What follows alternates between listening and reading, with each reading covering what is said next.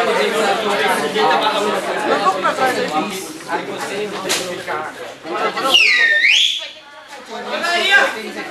dia, bom dia. Uma bela manhã para aprender física. Vamos começar a correção da primeira tarefa de física, o que vai se repetir N vezes ao longo do ano. Então tem que ter um pouco de paciência mesmo. Fiquei feliz de não ter que dar o negativo para ninguém agora ainda, cara. Isso é muito bom, tem que evitar ao máximo deixar de fazer uma tarefa. E tendo feito todas as tarefas, acompanhado as aulas, mesmo que tu não tenha um desempenho perfeito nas provas, tu consegue te virar bem, consegue aprender bem física. Fiquei muito orgulhoso de ver todo mundo tentando fazer as tarefas. Alguns acharam esquisito, professor, é só ele assinar lá. Era, no começo é assim, daqui a pouco vai ter uma continha, daqui a pouco vai ter que assinalar, mas se tu não fizer a tua continha, eu vou considerar que tu não fez aquela, porque tinha que ter conta para poder ter assinalado, certo? E eu ainda vou antecipar, ó pessoal, se cuidem, essa próxima tarefa, se tu só assinalar e não mostrar o teu rabisco de conta, eu não vou considerar, certo? Então, é natural que esse começo seja mais fácil mesmo. E vamos lá. Antes de começar a corrigir a página 9, deixa eu bater um papo aqui de revisão. Referencial, primeiro conceito importante em cinemática, é o ponto escolhido para medir as posições dos objetos. Em alguns livros aparece assim, é o local de onde observamos um fenômeno. Olha, cara, tudo bem dizer que o referencial é o local de onde tu observa um fenômeno. Isso faz sentido, assim, olhando aqui da Terra, parece que é o Sol que se mexe. Olhando lá do Sol, eu olharia a Terra se mexendo. Né, para o cara ter essa noção de que dependendo do referencial, dependendo de onde tu observa um fenômeno, tu pode ver algo diferente daquilo que tu imaginava. Mas o mais legal é lembrar que referencial é o ponto escolhido para medir o quê? As posições dos objetos. É o local onde tu coloca a régua num ponto zero e vai esticar até onde o objeto está. Então o que é a posição de um objeto? É a distância que um determinado corpo se encontra até o... Exatamente, é a distância de um objeto ou de um móvel até o referencial. Isso que é a posição. Movimento é quando o tempo passa. Em relação a... e muda em relação a... Parabéns. E a posição muda em relação a determinado referencial. Ou seja, uma pessoa pode estar em movimento para um e em repouso para o outro. Sem problema nenhum. Isso não é um absurdo, não é uma incoerência. Uma pessoa está em movimento para um e repouso para outro. Sim, certo? Né? Eu no ônibus sentado lá de alguém, eu e o cara conversando, eu e ele estamos em repouso um para o outro. E alguém está no ponto de ônibus e vê o ônibus passar. Para essa pessoa que estava no ponto de ônibus, o ônibus todo e nós também estávamos em movimento. Olha que viagem. Tá? Então isso é absolutamente possível. Ou seja, movimento e repouso são coisas relativas, referentes ao referencial. Não estaria errado falar assim também. Parabéns. Bom, já que movimento é quando o tempo passa e a posição muda, repouso é quando o tempo passa. Não, claro, parece bobo, mas é importante saber definir movimento e repouso também. Trajetória são todos os pontos por onde um determinado corpo passou ao longo do movimento. É a marca que ele deixa por onde ele passou. A escrita do giz é a trajetória do giz, né? A escrita no quadro é a trajetória do giz no quadro. A marquinha do avião, a marca de pneu numa freada indica a trajetória. A gosminha que uma lesminha deixa no chão à medida que ela caminha é a trajetória dela. Ponto material é quando as dimensões do objeto não interferem no fenômeno estudado. Ele é tão pequeno para aquele fenômeno que dane-se o tamanho dele. E não se esqueçam, um planeta pode ser um ponto material. Uma galáxia pode ser um ponto material. Uma galáxia com bilhões de estrelas e trilhões de planetas. Ela toda pode ser um ponto material. Que loucura, hein? Aliás, não custa lembrar uma coisa que geralmente eu falo na primeira aula e não falei aqui. Eu não falei para vocês o número de estrelas e galáxias que existem por aí, né? Na primeira aula de física eu falei? Não disse? Comentei, exato, parabéns garoto, naquela aulinha do ano passado, que memória, hein? Eu falei justamente disso, só para a gente relembrar o tamanho do universo observável. O homem, usando os telescópios e satélites, ele a cada segundo está fotografando uma porrada de área antes não fotografada dos céus. Então agora, enquanto nós estamos aqui durante o dia e não podemos enxergar as estrelas, os satélites que orbitam a Terra veem as estrelas, né? Certo? Basta ele não estar ofuscado pelo Sol e ele sai fotografando, então, com câmeras poderosíssimas, fotografando cada milímetro quadrado de céu. Joga esses dados no computador e esse computador consegue detectar estrelas e galáxias e faz o cômputo, faz a conta de quantas tem ali. Adivinha quantas galáxias, para quem não lembra ainda, galáxia é um aglomerado de estrelas. Adivinha quantas galáxias o homem já conseguiu fotografar por aí afora?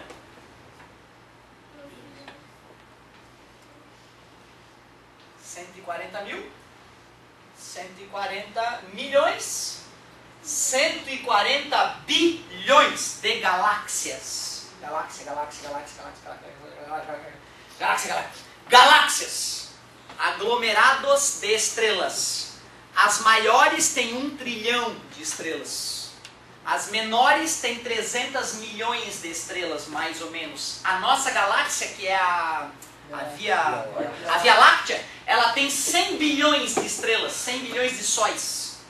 Certo? Que é uma galáxia média. A maioria das galáxias é do tamanho da nossa, uma galáxia média. 100 bilhões de estrelas. Caramba! 140 bilhões de galáxias e cada uma delas tem em média 100 bilhões de estrelas. 100 mil, 100 milhões, 100 bilhões de estrelas. Caramba! A nossa estrela, que é o Sol, tem quantos planetas em volta dela? 9, dependendo da classificação. Agora é 8, né? Perdemos um planetinha, né? Na verdade não, né? Ele só foi classificado numa situação diferente. Vamos fingir então que a nossa é uma exceção e tem muito. Vamos fingir que cada estrela só tem em média 4 planetinhas em volta dela. Quantos planetas tem nesse universo então? Por galáxia, né? O universo que eu digo é tudo. Certo? Lembra a ideia de conjunto universo da matemática? Conjunto universo é aquilo que engloba tudo, tudo, tudo. Certo? E como é que eu faria a conta para saber quantos planetas existem aproximadamente no universo que podemos enxergar aqui da Terra? 400 milhões vezes 50 milhões. Parabéns. Isso vezes isso vezes isso. É isso mesmo. Só que na hora de fazer essa conta é muito fácil, né, galera? 4 vezes 1? 4. 4 vezes 14. Quase. 4 vezes 10 é 40, né? 56. Parabéns, 4 vezes 4 é 16, dá 56. Com mais 1, 2, 3, 4, 5, 6, 7, 8, 9, 10, 11, 12, 13, 14, 15, 16, 17, 18, 19, 20, 21. Isso é o que a gente consegue enxergar. Isso é o que a gente consegue fotografar, enxergar. 1, 2, 3, 4, 5, 6, 7. Não sei nem falar esse número. Né? Porque isso aqui é mil, milhão, bilhão, trilhão, quatrilhão, hexalhão, 56 hexalhões de planetas no universo observável. Mas a gente está sozinho, tá? A vida só evoluiu na Terra. Essa piada é boa, né, cara? Essa piada é boa. E Deus criou as coisas em volta do ser humano. Olha só, coitado do Ptolomeu, ele deve estar se revirando no túmulo dele agora. Porque ele, quando escreveu o Almagesto, que era o primeiro livro de astronomia, ele falava que Deus criou tudo em volta da Terra. A Terra era o centro do universo. Que viagem, hein, cara? Coitado. É porque antigamente as pessoas olhavam para o céu, antes do Hubble. Hubble foi um cientista famoso, né? Que aí virou o nome de telescópio de satélite, né? Satélite Hubble.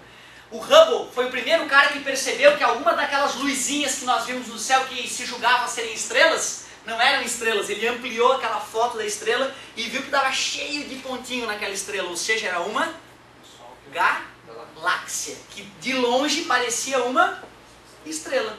Então, quando a gente coloca essas galáxias num programa de computador para ver o que vai acontecer com elas no futuro distante, e bota elas para girar uma em volta das outras, certo? A gente considera que cada galáxia é um ponto material. Ela tem bilhões de estrelas, cara. Ela tem bilhões de estrelas, mas a gente finge que ela é apenas um pequeno ponto no todo do universo. Só que na hora que eu vou olhar dentro da galáxia, eu posso considerar ela um ponto material? Não. Meu Deus, ela vira um corpo mega extenso.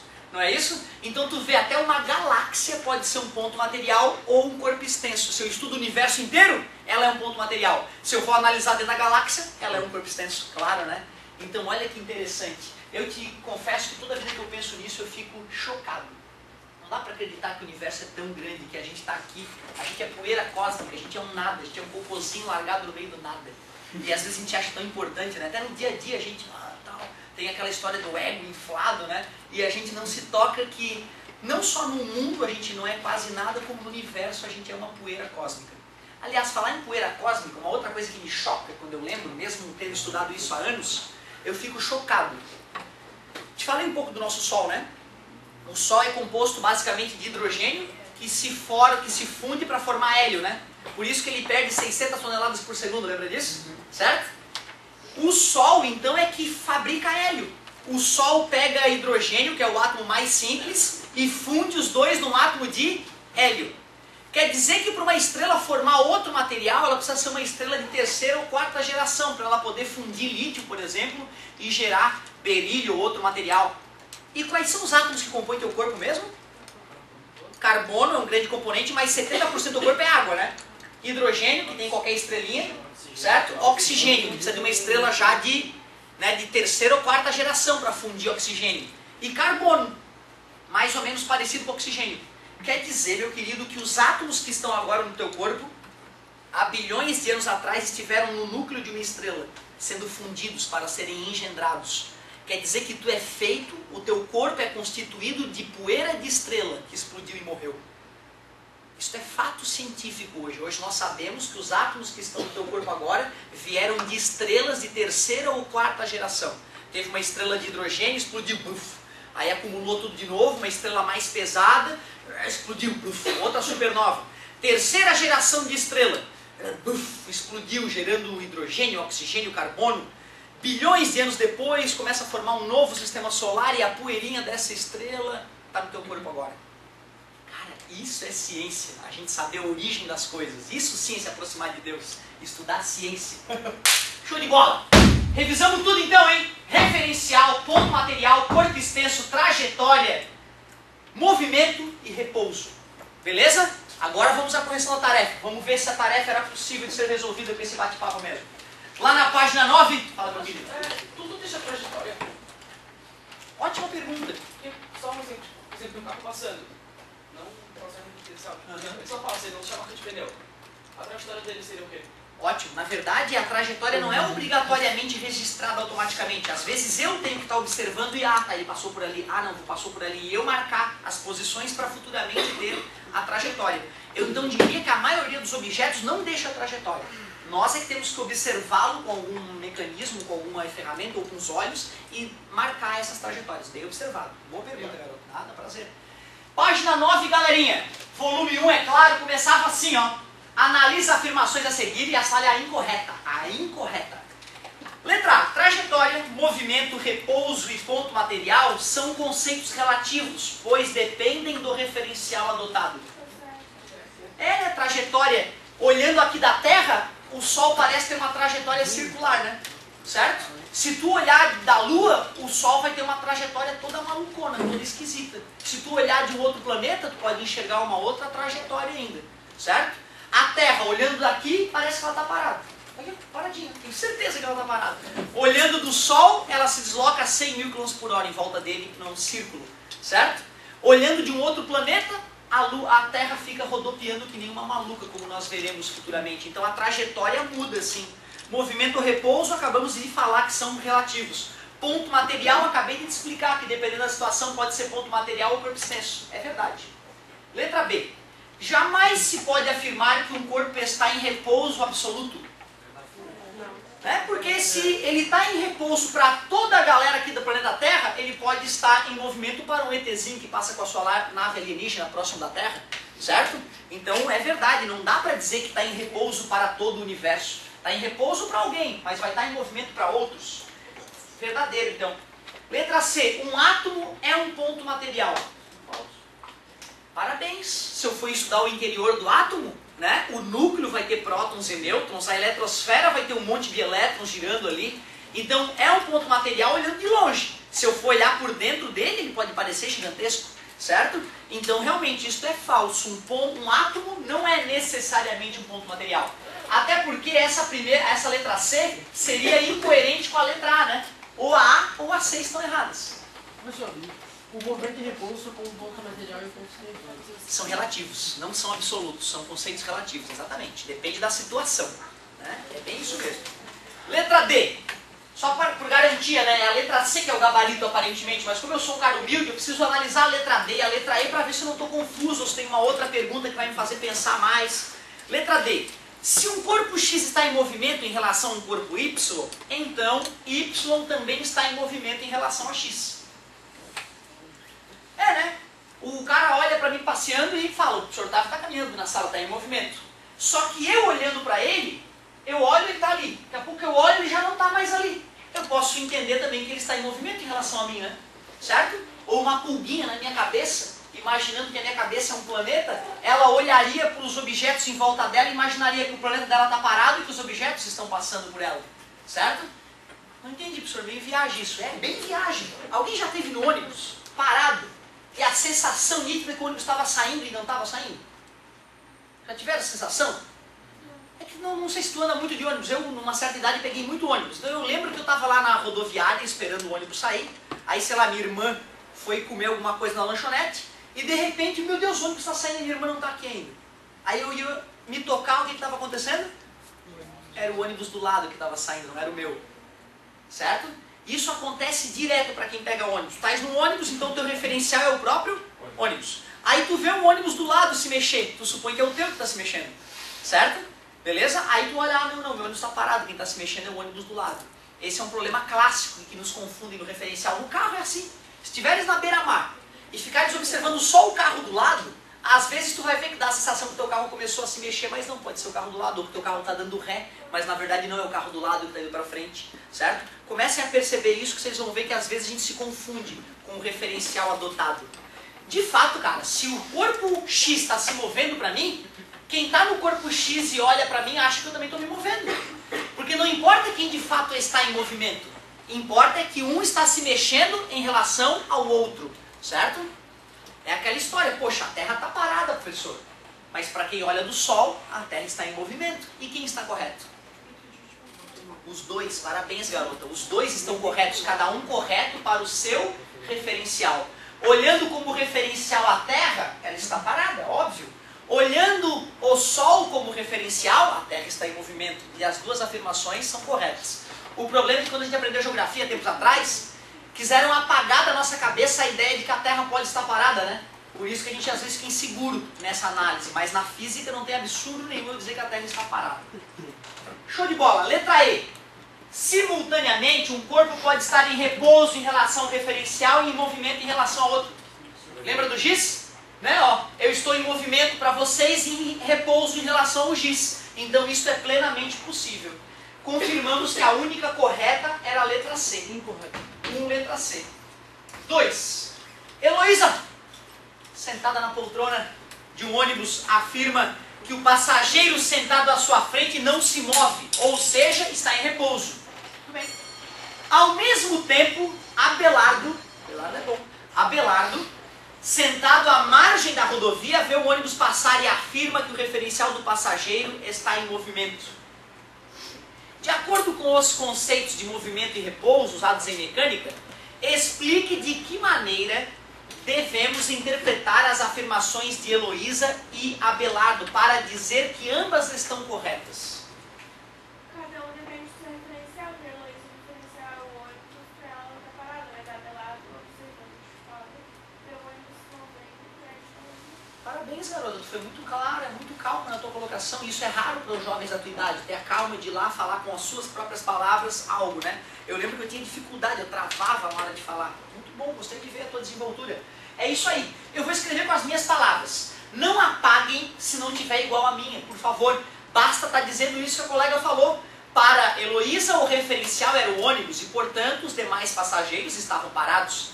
Para Abelardo, o referencial era a própria terra ou ponto de ônibus, e para ele, Heloísa e os demais passageiros estavam em movimento. É bem isso mesmo, parabéns, adorei. Então vamos lá.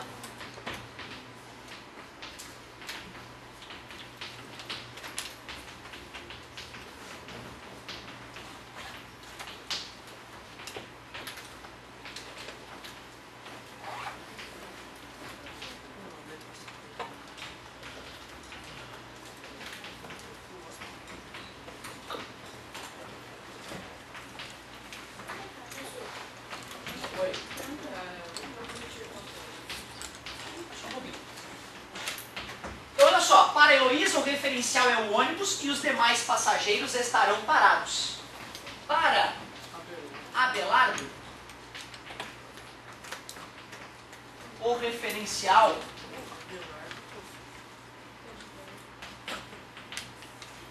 é a própria terra. E Heloísa demais passageiros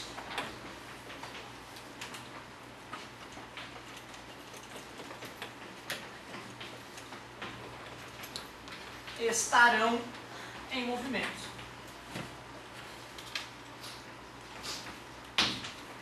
Cara, é um saco escrever, fala a verdade. Mas tu tem que parar com isso, entendeu? Tem que botar na tua cabeça que tu vai estudar para o resto da tua vida todos os dias, praticamente. Ah, professor, e quando eu me caí no mercado de trabalho? O mercado de trabalho é a coisa mais bizarra que existe, cara. Um dia tu tá bem, outro dia o teu chefe te dá um pé na bunda e contrata um outro cara melhor pela metade do preço. Por quê, professor? Mas é óbvio. Tu é adulto, tem uma casa para criar, tem os filhos para educar. Tu exige um certo valor para poder derramar o teu suor numa empresa. Chega o gurizão que recém se formou. Ele não tá nem aí. Ele não pensa que aceitando o mesmo serviço pela metade do trabalho ele vai estar desempregando um pai de família. E para ele aquela metade do salário é um salário imenso e grande que ele nunca ganhou nada na vida. Então é delicado, cara. Tu vai ter que estudar o resto da vida. Mesmo no mercado de trabalho, tu tem que estar reciclando, fazendo cursos, mostrando para os teus empregadores que tu é o melhor. E que aquele gurizão que está chegando recém-formado não vai cumprir com a tarefa que tu cumpre. Certo? Ou então vai ter que empreender, que é mais delicado ainda, fazer o teu próprio negócio. Geralmente o cara monta um negócio próprio achando que vai ter que trabalhar menos ou vai enriquecer, né? Quem monta negócio próprio tem que trabalhar muito mais do que quem é empregado. Quem é empregado cumpre o horário de serviço, 8 horas, né? E se fizer mais que isso ganha hora extra. Se ganhar periculosidade tem que trabalhar menos que 8 horas. Agora o cara que tem negócio próprio, deu pau na empresa. Vamos chamar o dono, né, cara? É tu. De madrugada, 24 horas por dia tu vai ser dono da empresa. Então, se tu quiser um dia ter negócio próprio, vai ter que estudar o dobro de quem é empregado. Que loucura, né, cara? Então eu só sosseguei, que eu tinha raiva de vir pra escola quando era novo. Que merda, eu vou pra escola de novo. Que merda, eu acordar cedo ir pra escola. Que merda, eu vou passar a vida inteira indo pra escola. E eu tinha isso no meu coração até, de repente, até a tua idade, mais ou menos. Até que um dia eu acordei e pensei, caramba, eu tenho que parar de sofrer com isso. Vou ter que estudar pro resto da vida. Não tem jeito. Só estudando o resto da vida que a gente tem segurança. Então tá, então beleza. Então vamos na manhã, estudando todo santo dia para o resto da vida. E escrevendo quando for preciso. Para Heloísa, o referencial é o ônibus. E os demais passageiros estarão parados. Para Abelardo, o referencial é a própria terra. E Heloísa e os demais passageiros estarão em movimento. É bonitinha essa letra aí. Questão 3. Vamos que vamos. Fala. Se eu estou bem, você se mexer, eu posso me usar como referencial? Sim. Sem problema nenhum. E é a tendência natural, né? A tendência natural é a gente usar como referencial o local onde a gente está. Então, quando tu estás me vendo, tu te usa como referencial e, nesse caso, automaticamente a Terra é o teu referencial, porque ela está parada em relação a você também, não é isso? Se eu estou num ônibus e dou uma viajada e esqueço que aquele ônibus está andando em relação à Terra, tu pode entender que todos os objetos estão passando para trás e que tudo está parado. Isso é absolutamente possível, certo? E na verdade o que acontece, né? O nosso ônibus aqui é a Terra, né? O planeta Terra, nós estamos passeando com esse ônibus gigantesco que é a Terra. E ele é tão grande que não dá a sensação de estar se deslocando, né? Essa é uma maneira bacana de pensar. Fala, querido. Se você for um referencial e eu estiver em repouso, automaticamente se eu me usar como referencial, você também vai ser em repouso. Aí, ó, tá. Se eu sou o referencial e tu está em repouso, quer dizer que se tu transferir o referencial para ti, eu também tenho que estar em repouso. É isso aí. Então, assim, se eu estou em repouso para você, você também tem que estar em repouso para mim. E aquela questão, a primeira questão tinha o item D que falava o contrário, né? Se eu estou em movimento para você, você também tem que estar em movimento para mim. Beleza? É bem isso mesmo. O que tu falou está absolutamente correto. Questão 3. Um menino está parado dentro de um ônibus em movimento. Ônibus de novo? Que saco. Podia ser uma nave alienígena. Adoro naves alienígenas. Um ônibus está parado dentro de uma nave alienígena em movimento com velocidade constante. Em certo instante, o menino deixa cair uma cabeça de alienígena. Considerando tal situação, analise as afirmações a seguir. Muito mais divertida a minha questão, hein? 1. Para o observador dentro da nave alienígena, a trajetória da cabeça do alienígena é retilínea. E aí, galerinha? Tudo bem? Tá? Não tem problema. Se tu não gostou da nave, vamos de ônibus mesmo. Tá lá a moedinha, todo mundo andando dentro, todo mundo sentado no ônibus, o ônibus andando em velocidade constante. E tem vento, será, batendo dentro na cara dessas pessoas dentro do ônibus? Se o cara não falou nada, eu tenho que supor que não tem vento, né? Então as janelas estão todas fechadinhas, aí tu pega uma moeda e deixa ela cair. E aí, o que será que acontece? Né? Porque olha só, esse ônibus aqui onde a gente está agora, ele está se deslocando? Está a 100 mil km por hora. E olha lá, ó. É o mesmo fenômeno. Tá vendo? Isso é interessante, né, cara? Até hoje vai dizer, tu não ficava supondo que a Terra está se deslocando a 100 mil km por hora. Certo? Mas está. Porque se o referencial é o Sol, a Terra está se deslocando a 100 mil km por hora. Então vamos fazer um experimento aqui e a gente diz o que houve. E aí vocês são passageiros, eu também sou passageiro, deixei cair. O que acontece? Retilíneo. Realmente. O que ele falou no começo? Para o observador dentro do ônibus, a trajetória da bolinha é retilínea. Parabéns. Sempre que eu deixo alguma coisa cair, tipo uma moeda de um carro, ela vai seguir o carro? Na verdade, cara, olha só, essa questão é uma questão, digamos, que nós recentemente começamos a observar. A gente só vai ter competência para discutir ela para valer quando eu te ensinar a primeira lei de Newton, a lei da inércia. A lei da inércia, ela diz que um corpo que está se deslocando tende a continuar se deslocando. É por isso que o seguinte, ó, quando tu está segurando a moeda dentro do carro, o carro está indo para frente, a moeda também está indo para frente. Tu também está indo para frente, e vocês tendem a continuar indo para frente. Por isso que quando tu joga a moeda, ela não fica para trás, certo? Porque ela, por inércia, continua avançando para frente. Então uma coisa que é delicada de pensar, galera, mas é fundamental tu começar a trabalhar isso na tua cabeça. Se eu disse que um corpo que está em movimento tende a continuar em movimento para todo sempre, por que a cadeira parou? Atrito. O Newton foi o primeiro ser humano que percebeu isso. O resto tudo ficava achando que Aristóteles estava certo. Tá? Então cuidado, ó. Se não houvesse o atrito, a cadeira andaria em linha reta e com a mesma velocidade para toda a eternidade. Vai dizer que isso não é difícil de acreditar no coração do cara? Isso é difícil de acreditar, cara. Eu passei uma década para acreditar nisso. Hoje eu sei que isso é verdade, hoje eu sinto que isso é verdade e até me acho esquisito de um dia não ter desconfiado disso. Mas que eu estou há anos estudando isso. Na tua idade, eu até acreditei quando o professor falou e coloquei na prova certo, só que o meu coração duvidava. Eu tive que estudar uma década, 10 anos para o meu coração aceitar isso. Sem atrito, ia continuar andando de que maneira? Em linha reta, com a velocidade constante para toda a eternidade. Então, como se jogasse uma bolinha no espaço. Parabéns, garoto. É como pegar um objeto e jogar no espaço sideral. Ela vai em linha reta com velocidade constante para toda a eternidade, até cair num buraco negro, até ser tragada pela gravidade de uma estrela ou bater na cabeça do alienígena, que é mais legal, sempre. Certo? Galerinha, então tudo bem a primeira, né? Para o observador dentro do ônibus, a trajetória da bolinha é retilínea. Para o observador fora do ônibus, a trajetória da bolinha é retilínea. Vou pegar o meu ônibus aqui, estou eu aqui no ônibus, vou largar a moeda, vocês vão dizer o que está rolando. O ônibus estava muito devagar, talvez tu tenha achado que ela andou em linha reta, dá uma olhada de novo. Como o ônibus estava devagar, o cara pode achar assim, ó, o senhor caiu assim, ó. Certo? Mas eu vou aumentar a velocidade do ônibus. Para aumentar a velocidade do ônibus, como eu não sou o Sam Bolt, né? Eu vou simplesmente arremessar ela para frente. Tu concorda que eu arremessando o giz para frente, eu já estou dando a velocidade do ônibus para frente? E a gravidade vai fazer ela cair? Oh, agora já deu. Faz sua mãozinha, como é que foi a trajetória? Isso, ó, ó. Isso é uma parábola. Foi um pedaço de uma parábola. Então quem vê de fora vê uma parábola. Porque o ônibus avança para frente à medida que a pedra cai. Então ele desce e vai para frente ao mesmo tempo. Ó, e forma uma parábola. Ô professor, por que não é uma linha reta, professor? Porque a gravidade, ela tem uma aceleração constante, certo? Quer dizer que para baixo está cada vez mais rápido. Se a velocidade de queda fosse constante, aí seria uma retinha. Mas não, é uma parábola. 2. Para o observador fora do ônibus, a trajetória da bolinha é retilínea. Primeira verdadeira, segunda falsa. 3. Para o observador fora do ônibus, a trajetória da bolinha é parabólica. Acabamos de verificar que sim. 4. A velocidade da bolinha depois de solta é a mesma para o observador fora ou dentro do ônibus?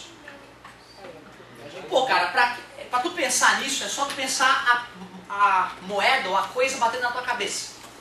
Se tu tá deitado no ônibus e o cara solta uma moeda na tua cabeça e ele está no ônibus, no máximo vai dar uma doidinha, né? Top. Beleza? Agora, pega essa moeda, o ônibus está a 100 por hora. Tu pega essa moeda e larga na orelha de alguém que está fora. Além da moedinha estar caindo, ela vai estar com que velocidade para frente? A 100 por hora, pode enterrar a moeda no crânio do cara. Tá beleza? Então tu vê, é delicado isso. Se tu larga a moedinha na cabeça de alguém dentro do ônibus, é inofensiva essa brincadeira. Agora, se tu joga essa moeda para fora da janela e ela imediatamente bate na cabeça de alguém, o problema não é a velocidade com que ela estava descendo. O problema é a velocidade que ela estava indo para frente, que era a mesma velocidade do ônibus. E se fosse 100 por hora, é uma moeda a 100 por hora na tua cabeça. Se for aquela gordinha de 50 centavos, vai dar um galo. Vai dar um galo, fala. Por exemplo, eu peguei a moeda, eu arremessei. Minha mão estava 100 km por hora. Mesma coisa que eu largar a moeda De dentro do ônibus a 100 km por hora, exatamente. Certo? Então assim, ó, além do ônibus, poderíamos pegar um arremessador de beisebol, certo? E fazer ele jogar algo a 100 por hora. Seria a mesma coisa que jogar a bolinha de beisebol do ônibus a 100 por hora. Teve um amigo meu, que ele teve a ideia genial quando ele era jovem, de subir num prédio lá de BH, de Belo Horizonte, encher uma sacola de água, e em vez de ele colocar uma sacola só, ele colocou 2 sacolas, deu um nó, e jogou essa sacola de água de cima do prédio. Ele não sabia que ele podia matar alguém. Ele não tinha essa noção, certo? Aí caiu no capô de um carro, a sacola. Resumindo, o capô do carro estampou o motor, assim, ficou as partes do motor toda estampadinha, bonitinho. E aí, claro, o cara chamou a polícia, aí teve que vir a mãe do cara. Foi bem divertida a tarde dele, certo? Então tu vê, uma ideia que tu achava, vou molhar alguém na rua. Ele podia ter matado alguém e acabado com a vida dele, só porque ele era ruim em física. Essas ideias. É, ideia de genico, certo? Tu vê, bicho, não ter noção de física pode matar o cara, ele falou. E aí, pessoal, a velocidade da moeda é a mesma para quem está dentro ou fora do ônibus? Não. Claro que não, quem está dentro do ônibus está a 100 por hora para frente como todo mundo. Não vai sentir essa velocidade, vai só sentir a queda. Quem está fora do ônibus, além da velocidade de queda, tem a velocidade para frente. E é por isso que fica tão perigoso. Você deve ter lembrado daquela mola, né? Que bateu na cabeça do Felipe Massa. Nunca mais foi o mesmo, coitado. Nunca mais prestou depois daquela. E o que aconteceu? Um pedaço de um objeto do carro da frente se desprendeu. Poxa, então era para ter batido nele com uma velocidade pequena, já que estava em alta velocidade o objeto. Só que o objeto se desprendeu do carro da frente e veio quicando. E a cada batida que ele dava no chão, ele desacelerava. Certo? E o carro do Felipe Massa vinha 300 por hora ali atrás. Então, mesmo a mola tendo reduzido a velocidade, ao quicar no chão algumas vezes, quando bateu no carro que vinha 300 km por hora, foi uma pancada fenomenal. O guri agora que morreu lá na torcida do Corinthians ou na torcida oposta, não sei. O corintiano matou o cara, né? Também assim, não é por ser corintiano, entendeu? É bandido e tem toda a torcida, certo? Pelo amor de Deus, toda a torcida tem bandido e tem gente boa, certo? O que tem que parar é de dar chance para esses bandidos continuarem no estado, tem que filmar, reconhecer o cara e expurgar o cara. Tu nunca mais assiste um futebol na tua vida em campo nenhum no Brasil, entendeu? Bota lá o sistema de reconhecimento que é barato e acaba com essa bandidagem toda. Aí o que aconteceu? A pistolinha lá, cara, ela dispara aquele projétil em uma velocidade enorme, porque tem que atingir uma altura enorme. Só que aí o cara mirou na cara do outro sujeito, aquele negócio que saiu uma velocidade incrível e era para subir, atravessou o crânio do guri. Óbvio, né? Certo? Uma questão óbvia. O cara que solta um sinalizador daquele, ele vai saber o poder daquilo na hora de atirar, dá um sacão enorme. Imagina na cara do sujeito, mata mesmo. Se a pessoa tacar uma coisa 100 km por hora e a gente tiver 99, a gente for pegar como se fosse um quilômetro? Vai segurar a coisa e aí vai tacar no outro de novo. É isso mesmo. Se o cara tiver 100 por hora, tu tiver 99 por hora do lado, o cara te ultrapassou bem devagarzinho, certo? Ele largou o objeto, né? O objeto não vai nem te atingir. Agora vamos supor, tu tá na frente do cara 99, ele vem a 100 por hora atrás de ti e larga o objeto vai bater na tua cabeça a 1 por hora. Vai fazer um galinho só no máximo, dá tempo de pegar o objeto e correr atrás do cara aí. Sem dúvida. Certo? Então, galerinha, a 4 tá morta também. A velocidade é a mesma. Até parece que é a mesma. Então, ficamos com 1 e 3. 1 e 3, letra B. Manda.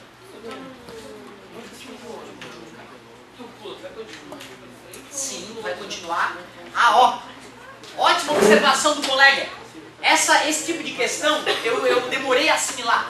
Porque quando a gente pensa no dia a dia, a gente leva em consideração a resistência do ar. E na física de ensino médio aqui a gente ignora a resistência do ar. Então olha só o que vai acontecer. Tá em cima de um ônibus, certo? A 100 por hora. E aí tu quer acabar com a vida e pula, certo? O que vai acontecer na hora que tu pulou do ônibus? O ônibus vai avançar em relação a você, mas só por causa da resistência do ar. Porque o ar continuou batendo no ônibus, só que o motor compensa essa resistência do ar, certo? Quando tu pulou do ônibus, tu parou de ir para frente junto com o ônibus, pelo motor, pela ação do motor, e o ar vai estar batendo no teu peito, então tu vai desacelerar em relação ao ônibus. Tudo bem? Porém, aqui na física, a gente vai desprezar a resistência do ar. Então tu tá no ônibus a 100 por hora, primeiro que não vai ter vento batendo na tua cara, certo? Tu pode ficar tranquilão lá em cima do ônibus, não vai precisar se segurar por causa do vento, tá tranquilão. Mesmo assim, tu quer se suicidar, pulou. Nessa hora que tu pulou, tu vai cair do lado do ônibus onde tu pulou. Ou seja, quando tu pula do ônibus, tu continua avançando por inércia com o ônibus. É bem isso mesmo, cara, certo? Resumindo, depois que uma nave saiu da Terra, ela pode desligar os motores. Ela continua com a mesma velocidade para toda a eternidade em linha reta. Depois que ela saiu da gravidade de um determinado planeta, pode desligar os motores, tá? Quando o homem foi à Lua, olha que viagem. Tu liga os foguetes, tá? Foguete 1, foguete 2, foguete 3, saiu da gravidade, quarto foguete, desliga os foguetes. Acabou.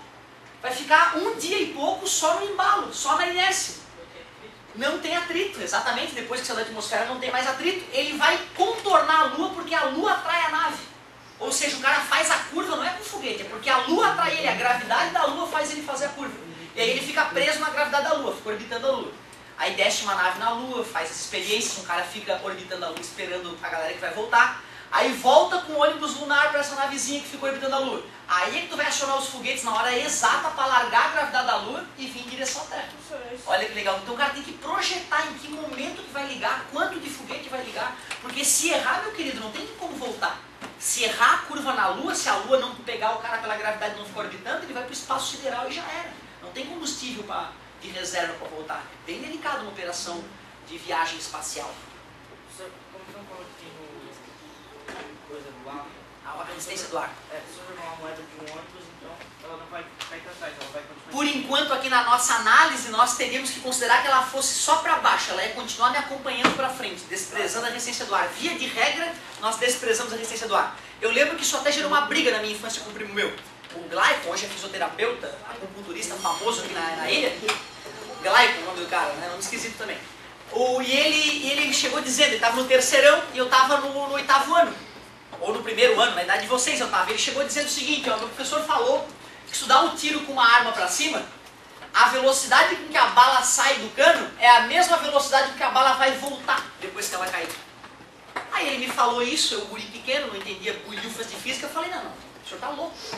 O senhor tá louco, tá mentindo, teu professor. Não, e é porque é. E eu falava que não era, ele falava que era. Sei que se brigamos. Ficamos uns 2 dias meio brigados em função disso. Coisa de criança. Depois eu fiquei sabendo que eu e ele estávamos corretos. Como assim? Eu estava pensando com resistência do ar. Então, se tu dá um tiro com uma arma, no início ela sai com uma velocidade absurda. Atinge a altura máxima e começa a cair. Só que ela só vai cair até uma certa velocidade, de uns 300 km por hora, muito menos dos que os 1000 e poucos que ela saiu do cano. Porque a resistência do ar vai impedir que ela aumente de velocidade. Até porque se não fosse assim, a cada chuva no planeta Terra seria uma chacina. Se tu pegar uma gota d'água, largar ela de vários quilômetros de altura sem a resistência do ar, ela vai chegar na superfície da Terra a 1000 e poucos km por hora e atravessar o crânio de vocês como manteiga. Ou seja, a resistência do ar nos salva a cada chuva. Porque sem a resistência do ar, a chuva mataria as pessoas. Vocês sabiam, né, que se usa água para cortar aço? Vocês sabiam disso? Tem VAP tão forte, sabe aquele VAP que teu pai usa para limpar o carro? Tem VAP daquele industrial que é feito para cortar aço. Tu pega uma chapa de 3 centímetros de aço e um jato d'água, sai faísca e separa a chapa. Altas maneiras de cortar aço, hein? Usando água, que não precisa afiar de novo o instrumento depois, não vai perder o corte, a gente só pega aquela água de novo, bombeia e usa a mesma água de antes para cortar aço. Que bizarro, hein? É isso aí. Gostei de ver a pergunta. Quando o meu primo falou que a velocidade da bala seria a mesma no retorno, né, porque ele estava desprezando, como eu não tinha aprendido a desprezar a resistência do ar, achei que ele teria ficado louco. Mas não, ele estava certo. Sem a resistência do ar, dá um tiro para cima e a bala cai em ti, é a mesma coisa que dar um tiro direto em ti. Certo? Viagem, hein? Pô, eu não consegui acabar a questão 4, acabou minha aula? Sim. Não vou! Não vou! Ah! Ó, galerinha, não, tava ali já, ó. Só deixa eu ver se eu consigo fazer a questão 4. Se o senhor não tiver isso, se o senhor tiver aí. Ah, tá aqui. Faz a questão 4. Acabou, não, deixa quieto, acabou? Faz a 4, faz a 4. Beleza. Uma das leis sobre segurança no trânsito, principalmente para os caminhões que transitam carregados com pedriscos, obriga que a carga seja coberta com lona para evitar a queda de pedras soltas pela traseira, colocando em risco veículos que transitam atrás do caminhão. Considere que o caminhão carregado com essas pedras e sem a cobertura de lona está transitando em uma pista plana e horizontal e que num certo instante cai uma pedra da traseira do caminhão de uma altura H com relação ao solo. Considere também que o observador em repouso ao lado da pista vê o caminhão movimentando-se da direita para a esquerda. No momento da queda da pedra, assinale corretamente qual dos esboços abaixo melhor representa a trajetória da pedra vista pelo observador. Despreze efeitos da resistência do ar. Da esquerda para a direita está passando o caminhão? Da direita para a esquerda? Passou o caminhão e largou a pedra. Pronto, é isso. Não é isso? Qual é a letrinha? B. Não. D. Letra D. É isso aí. Certo, galera? Ó, peraí. Ó, da onde para onde vai o caminhão? Direita pra esquerda. Isso, e a pedra está indo junto com ele. Ela caiu. Pois é, mas a pedra não pode ir para trás, ela pode ir para frente. Sacou? Por inércia ela continua indo para lá. Certo? Ó, por inércia ela continua indo pro caminhão. Indo pro caminhão. Beleza? Essa é confusa mesmo, tá, galera? Na próxima aula a gente pode voltar a falar dela. Ó, a tua tarefa é a página 10 do exercício 5 só. Pois é, tem os ninjas que já fizeram, aí não tem tarefa, coisa boa. Adorei, galera. Obrigado pela aula. Legal. Mesmo parecendo que seria aquela, só se alguém tivesse atrás do caminhão e jogasse a pedra com uma velocidade maior que a do caminhão. Porque a pedra tem que ir pra frente, pra trás, exatamente, com uma velocidade maior que a do caminhão.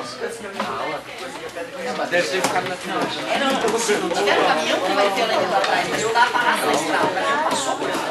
E ela tem que passar junto com o caminhão por inércia. Certo? Mas é confuso mesmo. Pensa mais sobre isso.